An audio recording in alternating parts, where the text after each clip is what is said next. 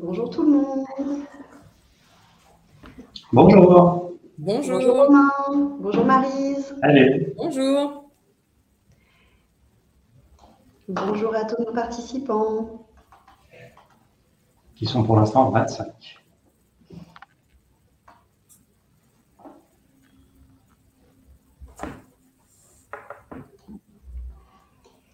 Eh bien, il est midi, je pense que nous pouvons commencer. Est-ce que vous êtes prêts, Romain et Maryse? Parfaitement prêt. Super. Bonjour et bienvenue à tous. Bienvenue à notre conférence en ligne sur la thématique de l'Ouest du Canada. Je me présente, donc je suis Julie, je suis chargée de marketing et communication chez Cercle des Voyages.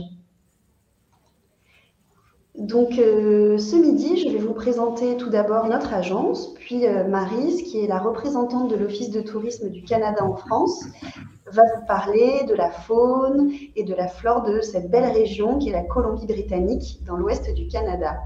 Puis Romain, qui est donc directeur et spécialiste du Canada chez Cercle des Voyages, vous présentera enfin les plus belles adresses de cette région. Petite précision, donc je vous invite à poser vos questions dans l'onglet questions qui se trouve en bas à droite de votre écran. Et Romain et Maryse y répondront à la fin de la présentation. Vous pouvez également les poser dans l'onglet chat, il n'y a aucun souci, on les regroupera toutes.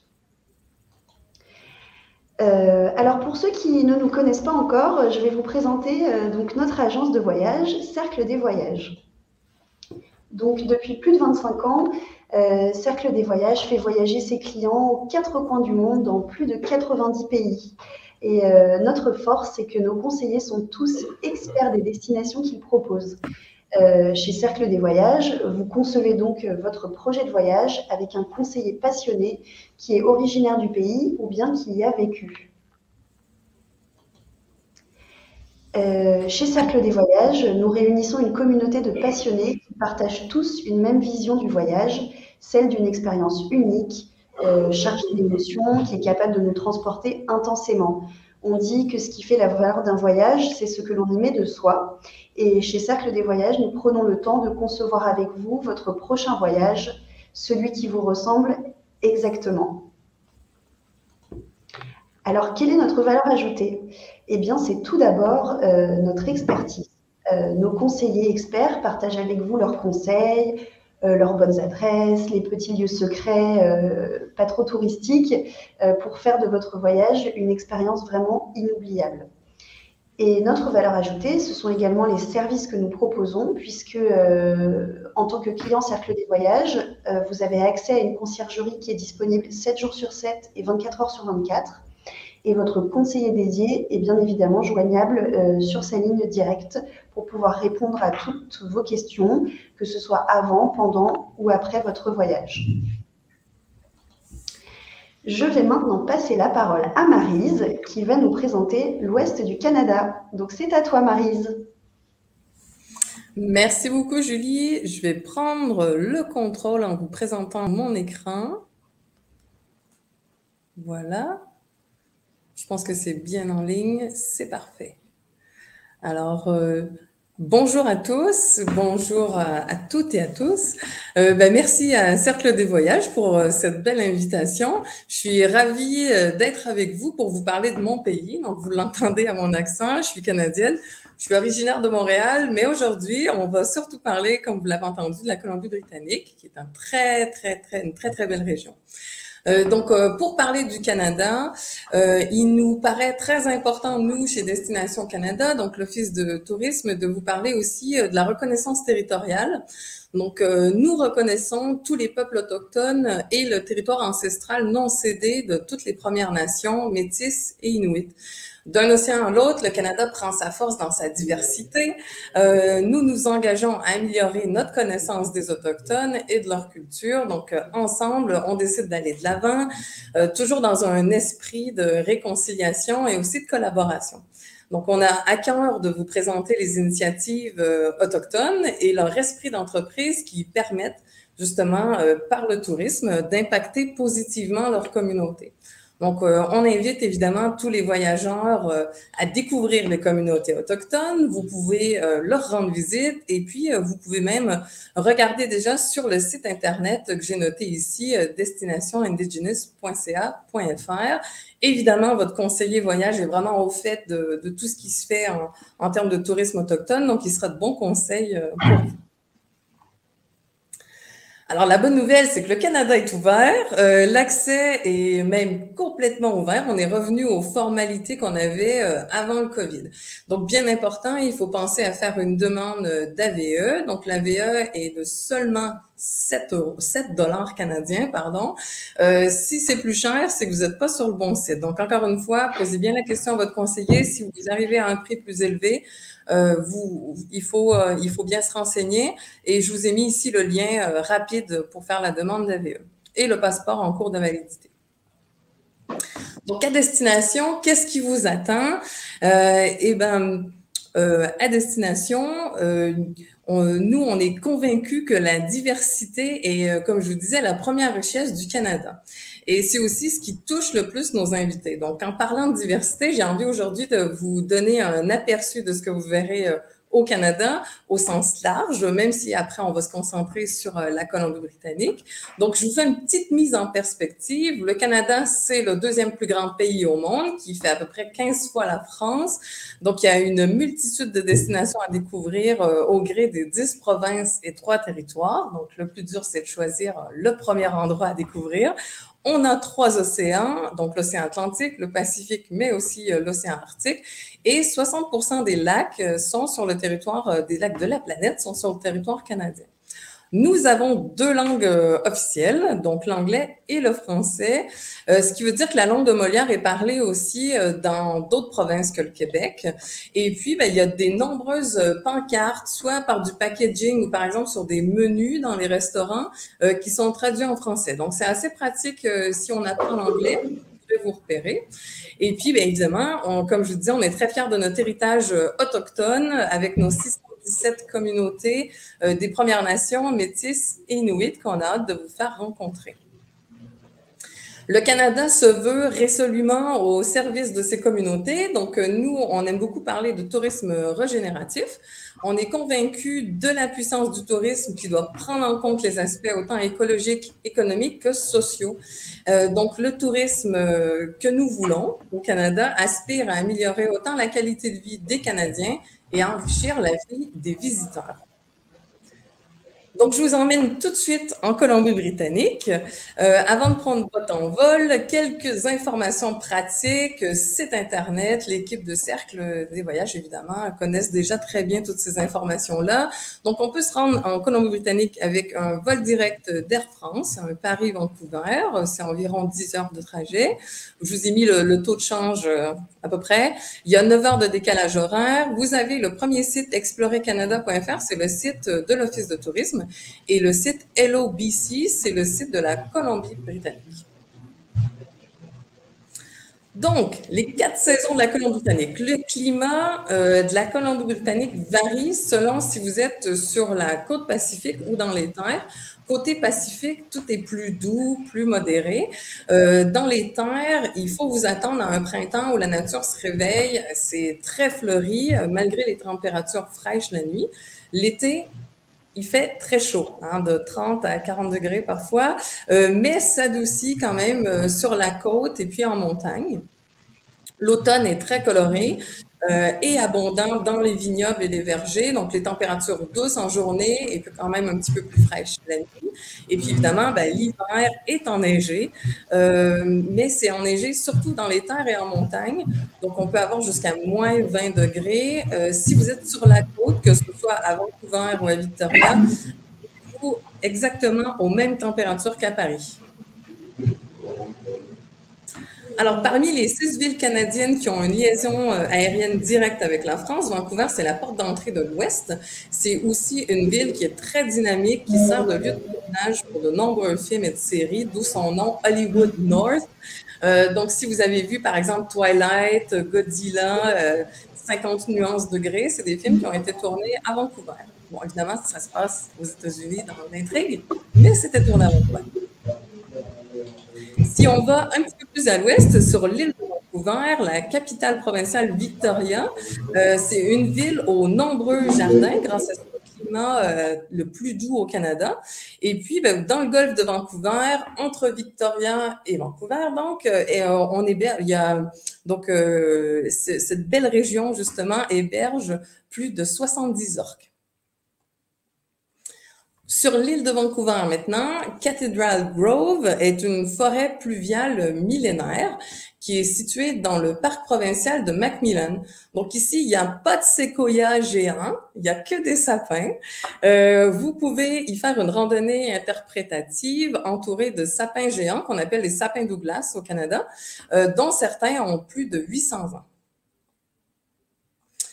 On continue sur la côte ouest de l'île de Vancouver. Les amateurs de forêts pluviales et de cascades apprécient le parc national de Pacific Rim vers Tofino pour ses vues splendides sur le Pacifique et sur les surfeurs, mais ça, je vous laisse juger.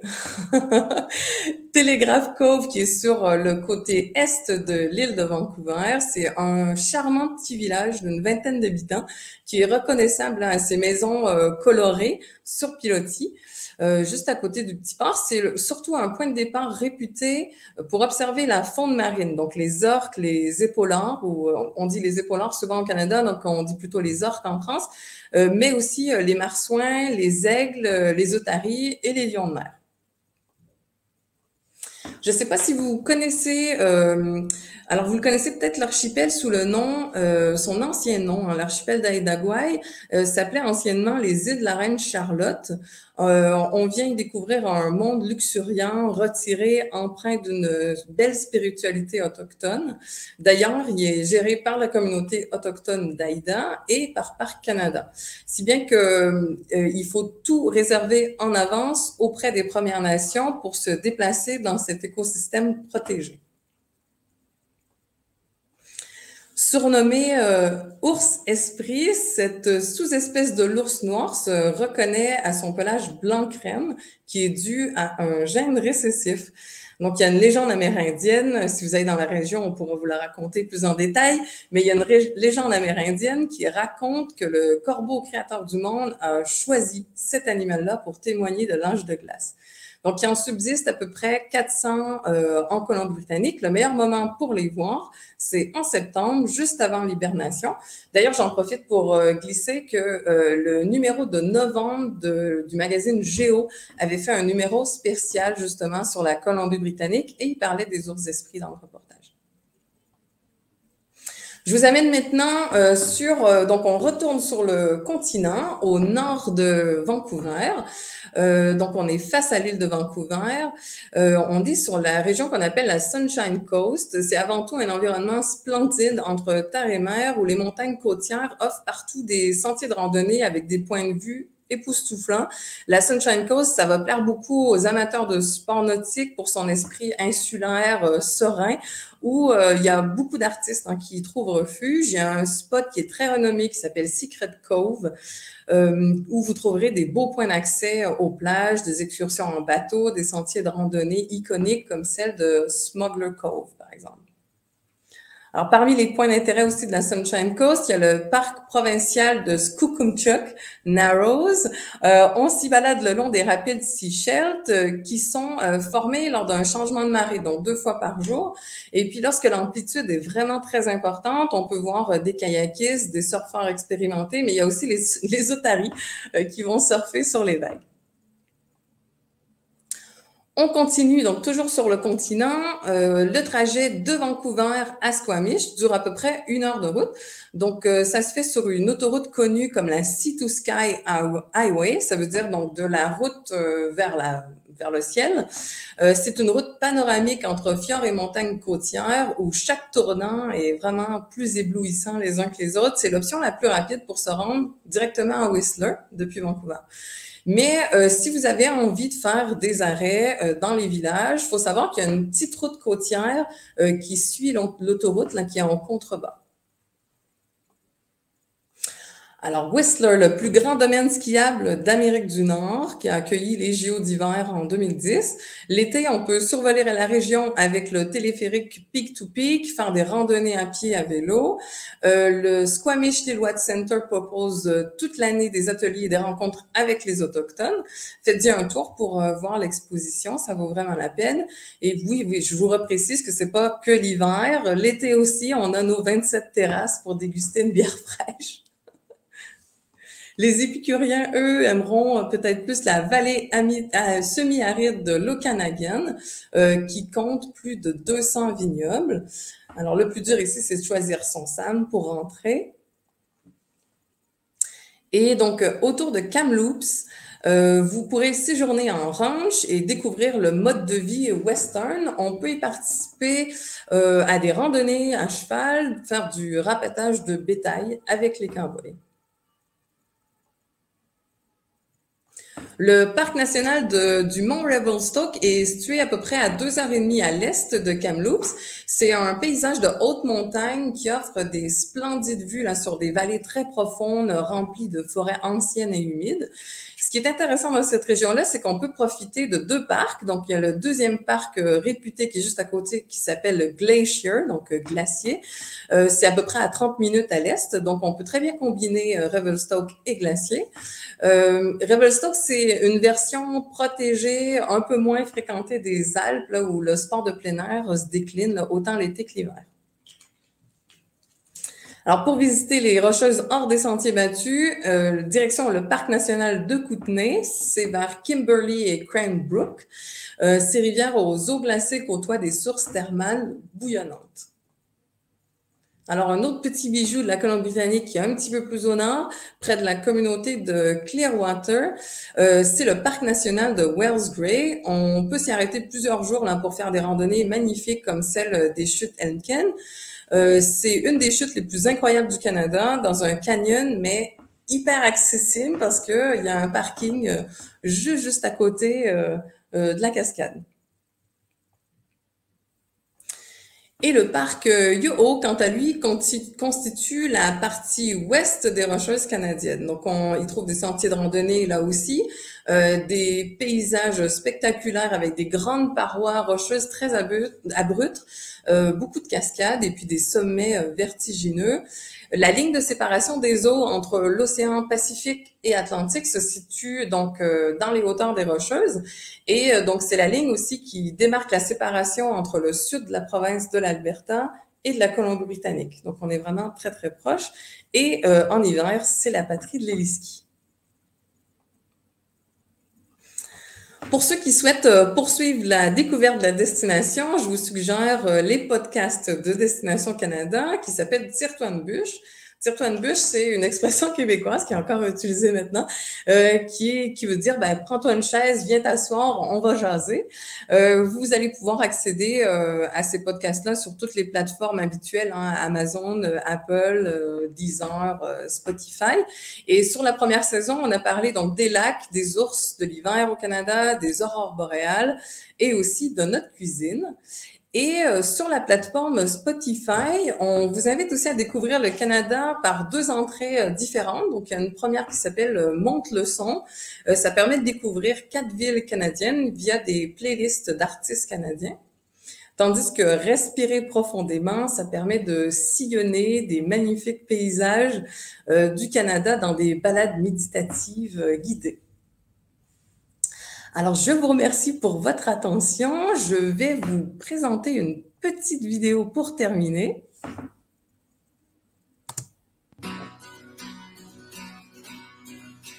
Say you got to get out and you got to discover all the things that there is to uncover. Leave this town and when you return, preach the wisdom of the things that you've learned. Kenya, Kenya, Kenya, Kenya, Kenya, Kenya, Kenya, Kenya.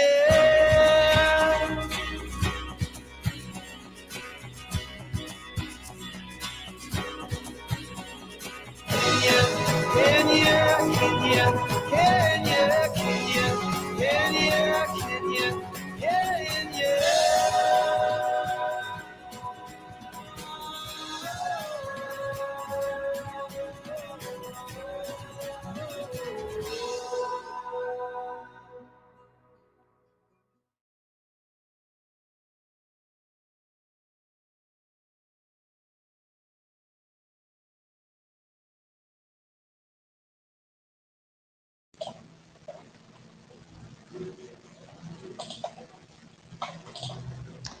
Et maintenant, Romain, c'est à toi.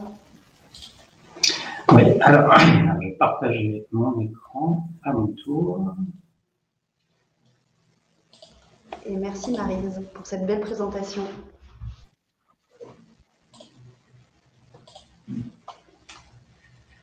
Ok, donc rebonjour tout le monde. Donc, je suis Romain Chéreau, directeur de production pour Cercle des Voyages, mais avant tout grand amoureux du Canada. Donc après cette belle présentation de la province de la Colombie-Britannique par Maryse, je vais vous dévoiler quelques pépites et adresses immersives de l'ouest du Canada. Alors, le Canada, c'est évidemment une destination propice à l'observation de la faune sauvage. Et aujourd'hui, je vais faire un focus sur l'île de Vancouver et la chaîne côtière de la Colombie-Britannique, car il y a une grande variété de faune, côté terre, côté mer, et surtout des adresses exclusives, singulières et uniques. Alors, regardez de plus près cette carte. La grande île que vous voyez, c'est l'île de Vancouver, ou Vancouver Island. Donc, c'est en fait la plus grande île de la côte Pacifique en Amérique du Nord, longue de 460 km et large de 80 km. Donc là, vous comprenez visuellement pourquoi les lodges que je vais vous présenter sont assez uniques. C'est les petits points rouges qui sont sur la carte. Ils sont situés dans ce qu'on appelle des inlets, ou bras de mer en français, parfois dans des fjords et rendant l'accessibilité le plus souvent par bateau ou hydravion. Ces territoires sont vierges de monde et vous baignerez en totale déconnexion. Alors, l'île de Vancouver est séparée du continent et de la chaîne côtière par le détroit de Johnson. Donc, la chaîne côtière, c'est la zone que vous voyez avec les sommets blancs. Ce sont en fait des hautes montagnes qui ont formé il y a longtemps des glaciers et par la suite ont découpé la côte avec des milliers de fjords et inlets. Les forêts pluvieuses et primaires ont poussé à l'ouest de ces montagnes, rendant un écosystème de faune et flore unique au monde. Alors, la première étape de ce voyage, Tofino. Tofino, c'est sûrement l'étape la plus connue de l'île de Vancouver et la plus accessible, car on peut s'y rendre à la fois en voiture depuis Victoria ou même en hydravion depuis Vancouver. Donc, Tofino est situé sur la côte pacifique de l'île de Vancouver. Et l'hôtel que je vous présente, c'est le Wickaninnish Inn, qui est un hôtel 5 étoiles, membre de Relais et Château, niché le long de l'océan, qui allie élégance, prestige, gastronomie et service. Il est situé à l'entrée de la réserve du Pacific Rim, qui offre des kilomètres de plages sablonneuses et des forêts pluviales tempérées intactes.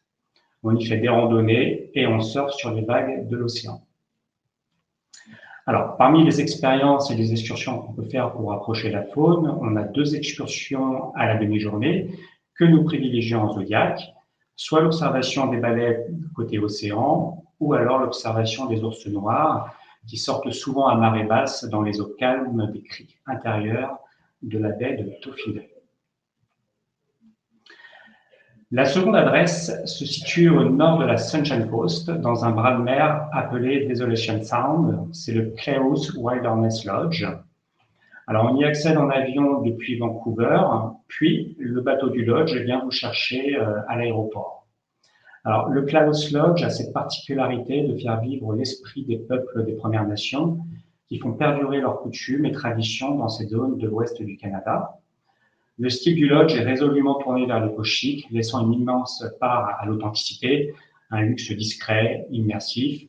Ici, l'exploration est à la fois naturelle et culturelle. Alors, l'excursion la plus populaire que propose le lodge, c'est l'observation des grizzlies, que l'on pratique plutôt de fin août à octobre dans un inlet qu'on appelle Toba Inlet, donc les fameux petits bras de mer dont je vous ai présenté tout à l'heure. Mais il est également possible d'aller observer les orques, les baleines à bosse, les dauphins, les éléphants de mer, les phoques et les aigles. Alors, le Nightingale Lodge est notre best-seller pour ce type d'expérience d'observation de la faune. L'expérience commence dès Campbell River sur l'île de Vancouver avec un spectaculaire trajet en hydravion pour rejoindre le lodge, à peu près 20 à 30 minutes de trajet. Ce lodge flottant est situé sur la Great Bear Rainforest, une zone au nord de la Colombie-Britannique où sont présentes des communautés indigènes, des forêts primaires et évidemment des populations d'ours et grizzlies. Donc, votre séjour sera rempli d'activités. Il y a des tours d'orientation, des excursions en bateau, observation des grizzlies et des orques. À Glendale Cove, où se trouve le lodge, on y observe une des plus grandes concentrations de grizzlies en Colombie-Britannique. En automne, il n'est pas rare de voir jusqu'à 50 grizzlies dans les 7 km autour du lodge lorsque les saumons remontent la rivière. Le Clydecote Wilderness Lodge est notre adresse au luxe sauvage, notamment adaptée pour les voyages de noces. Les hébergements sont exclusivement des tentes de luxe, Esprit Safari. Le resort est situé au nord de Tofino, à l'ouest de l'île de Vancouver, dans la baie de Clydecote. C'est la seconde adresse relais et château de l'île de Vancouver et donc la garantie d'un super service et d'une gastronomie de qualité. Le lodge propose des activités autour de la faune locale, des safaris en zodiac pour aller observer les baleines, les ours évidemment, les éléphants de mer, les aigles et parfois même des dauphins. Et les forêts primaires sont-elles propices à la randonnée pédestre? Le Niveau Bay, également situé dans la Great Barrier Reef Forest, se niche entre océan et montagne, entre forêt et cascade. Il est accessible uniquement par hydravion ou hélicoptère et il offre une aventure au cœur d'une époustouflante nature canadienne. Avec seulement 9 cabines sur pilotis à la décoration chaleureuse face à l'océan ou nichée dans la forêt, le Niveau Bay vous promet une expérience vraiment intime et luxueuse. Vous partirez en bateau ou en randonnée à la rencontre d'ours bruns ou de grizzlies, des dauphins, baleines et orques en compagnie de guides expérimentés. Vous pouvez également vous essayer à la pêche au saumon ou explorer les environs en kayak ou en paddleboard. Et enfin, le dernier lodge que je vous présente est le West Coast Wilderness Lodge, situé sur la Sunshine Coast, donc c'est cette côte sur le continent au nord de Vancouver. Ce lodge est plutôt accessible avec le réseau BC Ferries. BC Ferries, c'est le gros réseau de ferries qui relie le continent et notamment Vancouver à toute l'île de Vancouver. Cette propriété a des vues spectaculaires sur le détroit de Johnson et les montagnes de l'île de Vancouver.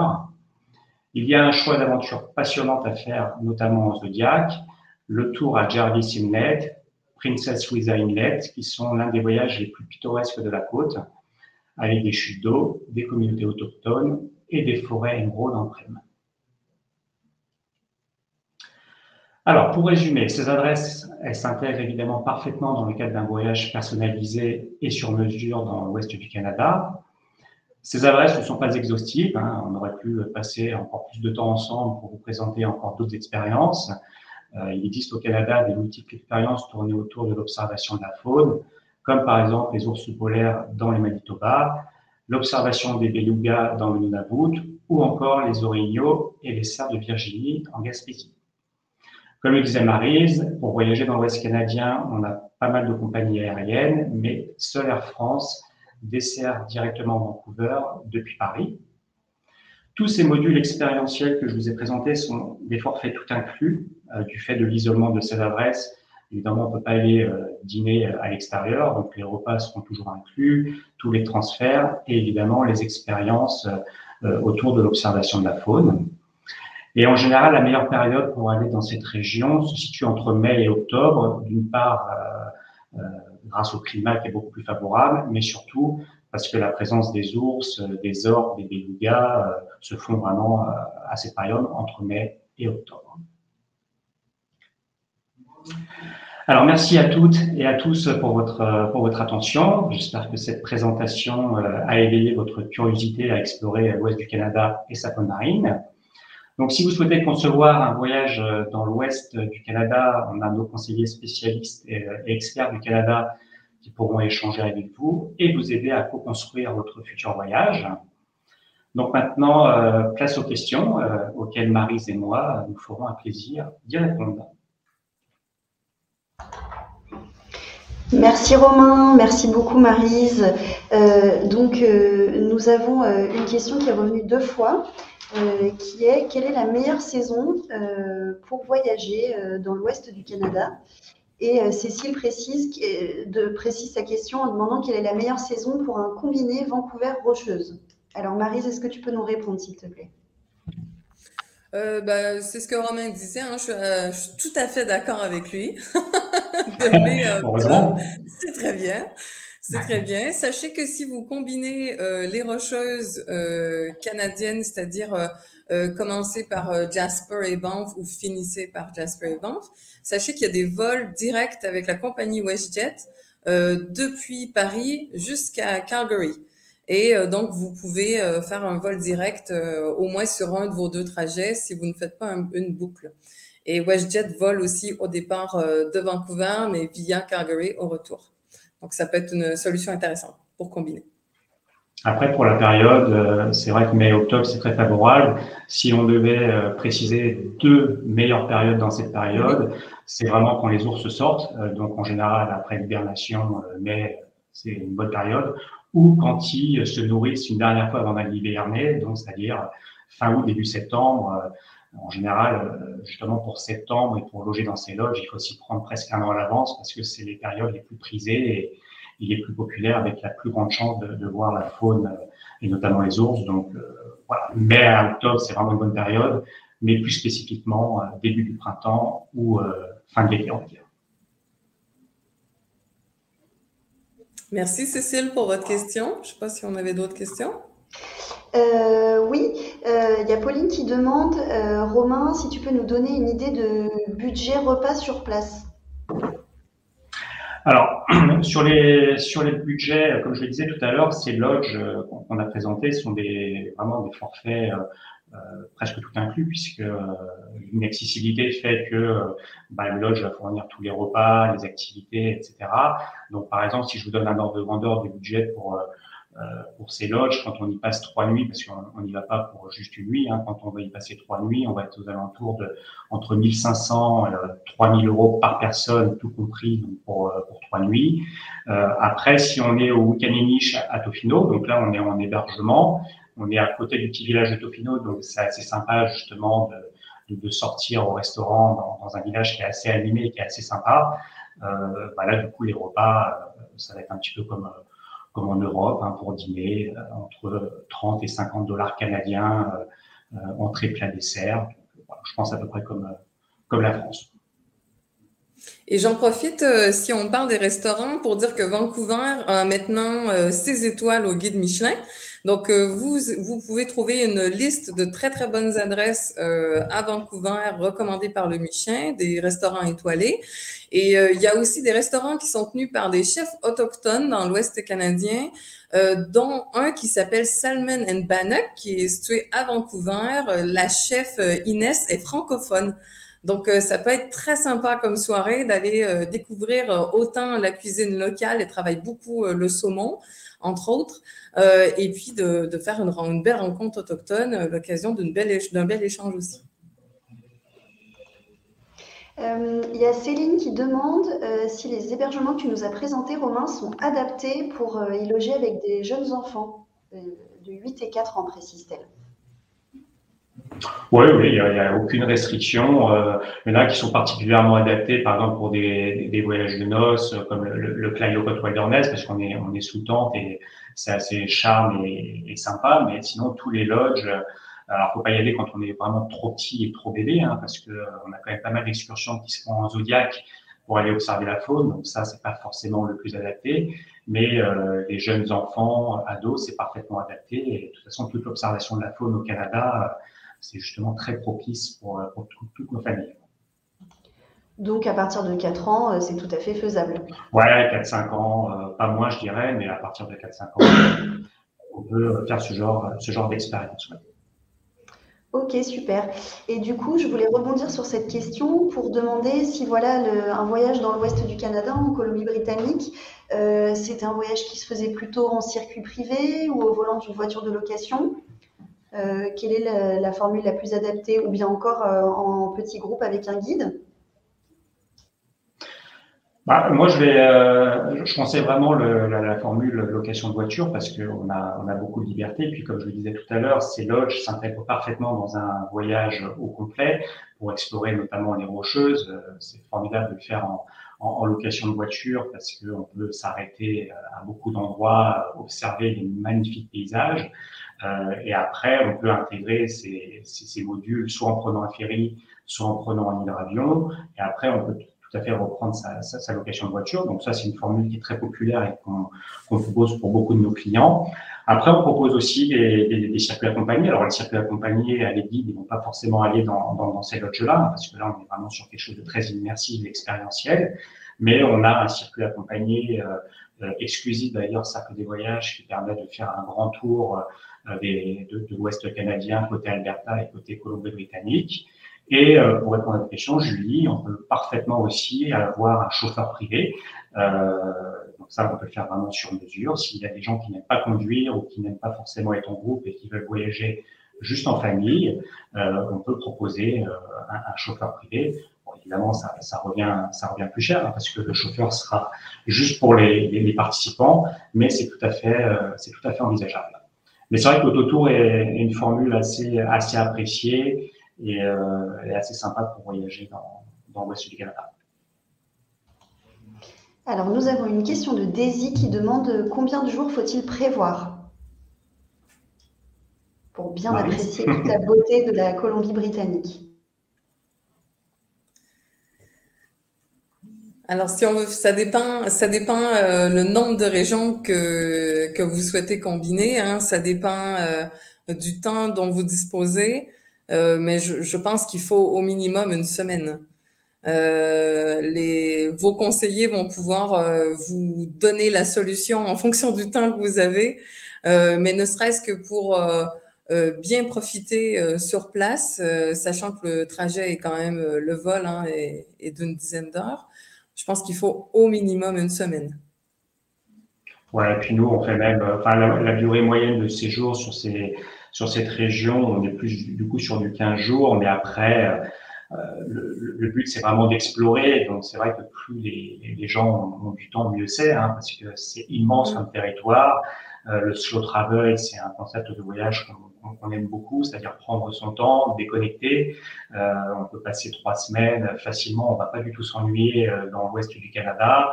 L'île de Vancouver, c'est une immense île, on peut y passer facilement 10 jours, 15 jours.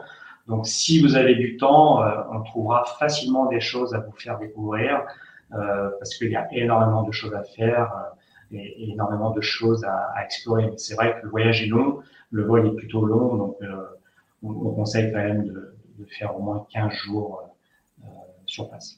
Absolument. Je pense que le 15 jours, c'est très confortable. Et si vous avez un petit peu plus de temps, si vous êtes intéressé aussi par le train, sachez qu'il y a plusieurs trains au Canada, alors il y a 2 principaux trains. Donc, il y a le Rocky Mountaineer qui est exclusivement dans l'Ouest canadien, qui est un train qui ne roule que de jour et la nuit, vous dormez en hôtel. Donc, il y a un service de transfert qui est mis en place.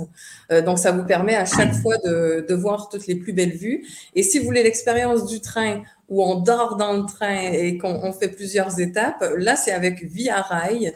Et donc, c'est possible même de traverser le Canada en entier en train sur 4 jours. Mais sur la Colombie-Britannique, il y a donc un départ de Vancouver qui peut vous amener, par exemple, jusqu'à Jasper. Donc, pour découvrir les Rocheuses. Ça peut être une alternative intéressante. Et puis, sur un voyage de 3 semaines, c'est pour moi un incontournable de prévoir un petit peu de train. Oui, effectivement, c'est un super beau moyen de voyager, le train. Et d'ailleurs, en parlant de moyens de transport, Céline nous demande si c'est un voyage qui peut se réaliser en camping-car. Est-ce que l'ouest du Canada est une région qui se visite en camping-car? Et voilà. Ouais, complètement. Complètement. On travaille avec des partenaires justement, notamment qui peut permettre de faire le trajet Vancouver-Calgary ou Calgary-Vancouver, ou faire la boucle autour de Vancouver, ou une boucle autour de Calgary, donc sans aucun problème. Encore une fois, les lodges que je vous ai présentés ne seront pas adaptés, puisque l'accessibilité, comme je vous l'ai dit, va se faire en petit bateau ou en hydravion. Mais par contre, aller sur l'île de Vancouver ou rester sur le continent, explorer les Rocheuses, on peut parfaitement le faire en camping-car. Ouais. Et donc là, on a le bonheur aussi de se réveiller face à la nature quand on est en camping-car. Est-ce que ce sont des campings qui sont logés dans les parcs nationaux? Ouais, il y a un peu de tout, hein. Il y en a qui sont dans les parcs nationaux. En général, effectivement, ils ont des cadres magnifiques en bord de rivière, face aux montagnes. Alors après, c'est pareil, c'est le revers de la médaille. Il faut s'y prendre assez tôt, hein, parce que l'été, il peut y avoir un peu plus de monde. Donc, pour avoir son emplacement, il faut quand même s'y pencher assez rapidement. Mais effectivement, hein, moi, je connais pas de camping et d'emplacement camping qui sont dans des endroits monotones. Ils sont tous en général sur des sites assez spectaculaires. Et c'est possible aussi de faire en moto. Sachez qu'il y a des loueurs de motos qui sont installés à Vancouver qui peuvent vous proposer justement des locations sur place. Ça peut être une autre alternative. Julie, j'ai vu une question sur plutôt Ucluelet et Tofino. C'est une super question. Alors en fait, il faut savoir que Ucluelet et Tofino, hein, sur l'île de Vancouver, finalement, des fois, on va pas pouvoir choisir parce que c'est tellement populaire que l'offre d'hébergement est assez faible. Donc, des fois, ça va être là où il va y avoir de la disponibilité. Moi, personnellement, j'ai été à Ucluelet au printemps dernier. J'ai beaucoup aimé le village. C'est vrai qu'avant, je pensais que c'était vraiment Tofino qui était un peu mieux. Mais je trouve que les deux villages se valent, ils sont très sympas. Il y a énormément de petits restos, de petits cafés. On peut faire des excursions baleines et ours à la fois depuis Tofino, à la fois depuis Ucluelet. Donc les deux, j'ai aucune préférence pour l'un ou l'autre. Les deux villages sont vraiment très sympas. Mais encore une fois, des fois, vous n'aurez pas le luxe de choisir puisque ça va vraiment dépendre de la disponibilité des lodges et des hôtels qu'on va avoir. Ok, super. D'ailleurs, je rebondis sur les petits messages qu'Olivier a envoyés, puisqu'il précise qu'il fait un combiné, donc Canada et Polynésie.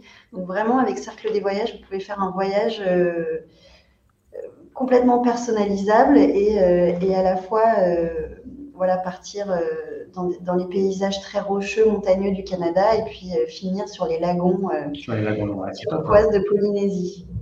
C'est un beau contraste, c'est une très bonne idée. Ouais. Mais oui. Martine nous demande si on a besoin d'un permis de conduire international ou si le permis de conduire français suffit. Français suffit, c'est très simple. On roule à droite, évidemment, et le permis français suffit, donc aucun souci à ce niveau-là. Super. Est-ce que vous avez encore des questions ? En tout cas, un grand merci à tous, à nos clients fidèles qui ont témoigné leur satisfaction pendant ce webinaire. Un grand merci à toi, Romain, et un grand merci, Maryse, pour ta disponibilité. Voilà, si vous avez une demande de voyage à faire sur l'ouest du Canada ou sur une autre région du Canada, bien évidemment, n'hésitez pas à contacter nos conseillers. Vous pouvez vous rendre sur notre site internet cercledesvoyages.com ou bien contacter un conseiller directement au 01 40 15 15 05. On a même une conseillère qui est à destination. Morgane est basée au Canada, donc voilà, elle est sur place, elle peut faire des petits repérages régulièrement pour être toujours up-to-date sur la destination. Donc, l'expertise jusqu'au bout. Elle habite où, Morgane, au Canada, Romain? Elle habite au Québec, à Sherbrooke, au sud de Montréal, dans la région des Cantons de l'Est. Un grand merci à tous et je vous souhaite une très bonne journée. À bientôt pour un prochain webinaire. Merci beaucoup. À bientôt. À bientôt au Canada.